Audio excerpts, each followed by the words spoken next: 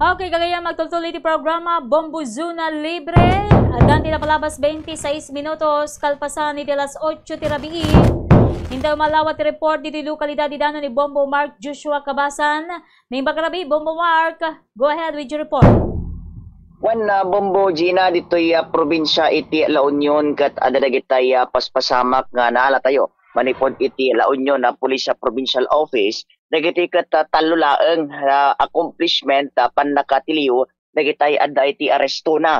Yunatan dito'y napasamak iti oras alas 9:30 inatay iti barangay Ortiz Nagilian La Union dito'y pan nakakemeg iti maysa nga adda iti kaso na nga panaglabsing iti Republic Act 9262. Dito'y accused ket nabigbig ni El Veralin Perito Yankee Estebal agtawon iti 32 na asawaan ken agnaed iti barangay Alinaw Sur Nagilian La Union. So babaan iti personnel iti Nagilian Police Station isu daytoy iti nagservikas lead unit kadwa iti RPDEU iti TSC RMFB1 iti second LU PMFC RIU ken LU PIU ket ita nga nabalaygi iti panakatumog detoy nga akusado kada di warrant of arrest na i-issue iti May 27 iti agda mga tawen babaen kini Honorable Judge Criselda Manaat lamong bumakod iti RTC Branch 11 Bawang La Union.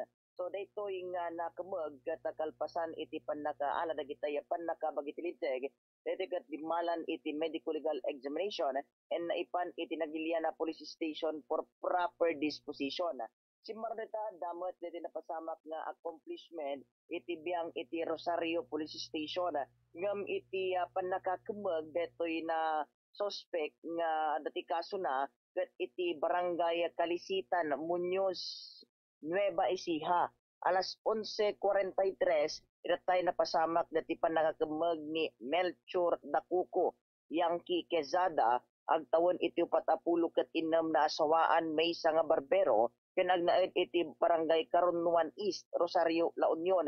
No apay nga detoy ket napan iti Rosario Police Station gamin iti nagserbikas lead unit kadwa dati RID PRO1 iti LUPIO Talugtog Police Station iti Nueva Ecija iti PPO PRO3 isu ti kadwada nga nangakemeg detoy suspect nga pugurod iti sumangsango iti kaso nga rape kaya nakastamot iti Republic Act 7610 babaen iti virtue iti warrant of arrest nga na-issue kailaeng iti May 27, 2014. Bombo Gina babaen kini Honorable Romeo Atilio Jr. Presiding Judge iti RTC Branch 31 Ago La Union.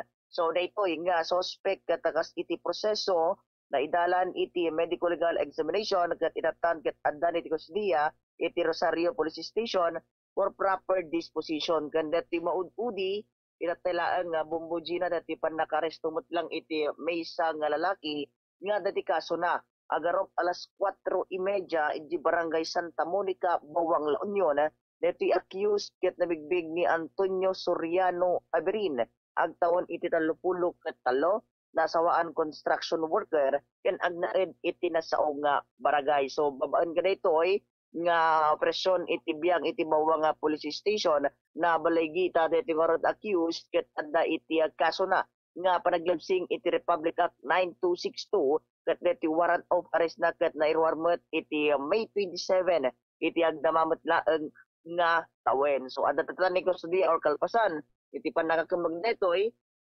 naipan or naipa medical legal examination and naipan iti Bawang Police Station for proper disposition. So kita Bombo Gina iti nalatay nga report manipod iti La Union Police Provincial Office.